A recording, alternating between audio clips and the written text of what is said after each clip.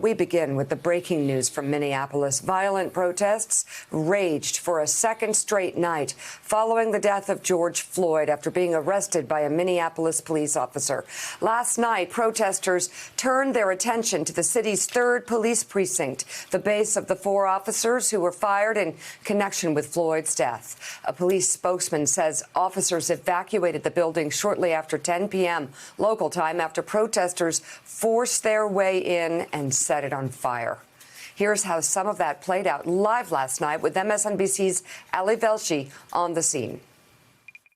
They're celebrating symbolically that they have taken control of the police station. Now, here's the question we don't have an answer to, Brian.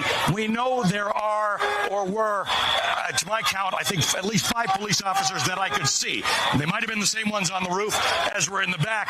We don't know where those police officers are, but the front entrance, the main entrance to the police station is now in flames. There's no sign of police, and there's more debris going on. There's firecrackers being put off by the protesters in all directions. They've lit firecrackers in the parking lot. You can see that.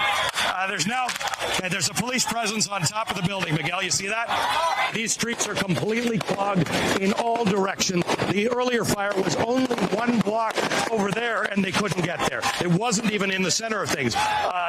There's without a very heavy presence guard, there's no chance. There are thousands of people on the street. I get your point that to let a police station burn is symbolically an important matter for them to consider, but there's no chance of fire trucks getting in here at this point without a very heavy intervention by the authorities or by the National Guard. And I have to tell you, I just keep on emphasizing that they're not here. We're not seeing that presence. We know the National Guard's in town. I saw heavily armed vehicles on my way here earlier, but there are no police vehicles. There are no armored carriers. There's no National Guard in the vicinity. But there are a lot of firecrackers. The mayor said later he made the call to abandon the building to cut the risk of injury and addressed the violence overnight. There is a lot of pain and anger right now in our city. I understand that. Our entire city recognizes that. What we have seen over the past several hours and the past couple of nights in terms of looting is unacceptable. Our communities cannot and will not tolerate it. Minnesota's governor activated more than 500 National Guard soldiers yesterday afternoon following the unrest and looting from Wednesday night. When asked where the troops were when the police precinct was being overrun, the mayor of Minneapolis said many were stationed at essential businesses like banks, grocery stores, and pharmacies to help prevent looting. We got live pictures right now as the city still burns. Yeah, as the city still burns. And the mayor is right when he says that it is unacceptable. The rioting, the looting. Let's just go down the list, and we will start with the images that we're looking at now. This is unacceptable. It's despicable behavior. It actually turns a lot of Americans against the good cause. The cause of justice for all Americans, but especially in this case for Black Americans. And the governor of Minnesota, I know he's called out the National Guard.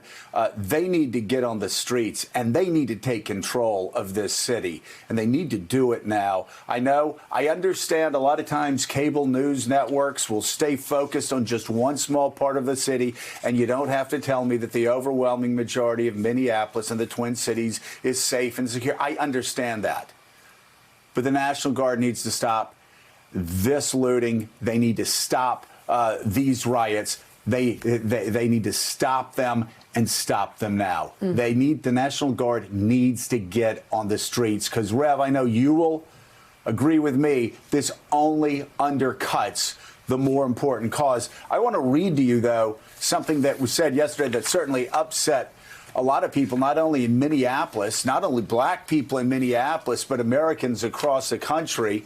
And it's this. Hennepin County Prosecutor Mike Friedman triggered an uproar at a Thursday afternoon news conference when he said, quote, "There is other evidence that does not support a criminal charge." Now, his office later issued a clarification saying Freeman only meant it is critical to review all the evidence. And I certainly understand, Rev, reviewing all of the evidence. But there is a balance here. And I know that you always talk about the importance in these protests to remain peaceful. And you always speak out against looting, and you always speak out against this sort of violence. So let's first talk about what happened last night, how it can never happen again. Authorities need to step in and take control. But then let's talk about what started all of this, and that it was the heinous killing of a black man who had a knee shoved in his neck for 9 minutes as he was begging for help, saying he couldn't breathe, and was calling out for his dead mother. I spent yesterday in Minneapolis, and I brought with me the mother of Eric Garner, who was killed in a police chokehold, saying the same words. I can't breathe. Hey, Rev, can I stop you? Can I stop you for a second there? Yes. Eric Garner was murdered. That's right. And we said that on this show. You did. Eric Garner was murdered on Staten Island, okay? So again, while we're talking, being clear about what has to stop in Minnesota, let's also be clear about that. Eric Garner was murdered, and we saw murder in Minneapolis, and it's time for the prosecutors in that city, in that county, to start acting like they're more interested in law enforcement than covering their own asses. I'm sorry, go ahead. No, you're right. And I brought that up, and I wanted to bring Ms. Carr there to show that the reason that we're seeing this kind of anger is that this is not the first time this has happened, even on tape, even with the same exact words. That does not justify looting and violence. And in fact, what we said to many of the people there yesterday is we cannot become like the very things that we're fighting. But the context of it, we saw it spread their protests all over the country. We saw in Louisville, Kentucky, where a young lady, Breonna Taylor, her mother, was just on my show here, Politics Nation, on this station just 2 weeks ago. People are very outraged, and justifiably so, about the criminal justice system. The question now is how you deal with that outrage to where you get the results you're looking for, which is a fair criminal justice system, and you don't do it by appearing to be criminal yourself. We are not the ones that inflict the pain. We are the ones that have been pained, and our reaction must show that and highlight that. Otherwise, people will exploit that and change the focus into demonizing those that conduct themselves in a violent way, rather than those that are saying, as the Floyd family is saying, we want justice. They've said very clearly, I've talked to the Floyd family, and they've said very clearly and publicly, we want to see justice. We understand the outrage, but we do not want to see violence. The other thing I might add here, Joe, is that as I walked around Minneapolis yesterday with Ms. Carr and some of the ministers and elected officials, some of the stores that are being damaged are black-owned stores. So we cannot become so reckless that we are destroying each other in our rage. The rage is justified. There's nobody more angry than me, longer than me. But the question is, am I angry enough to get something done about it, or am I going to play into those that are adversarial to what I'm trying to say and try to represent? Thanks for checking out MSNBC on YouTube, and make sure you subscribe to stay up to date on the day's biggest stories. And you can click on any of the videos around us to watch more from Morning Joe and MSNBC. Thanks so much for watching.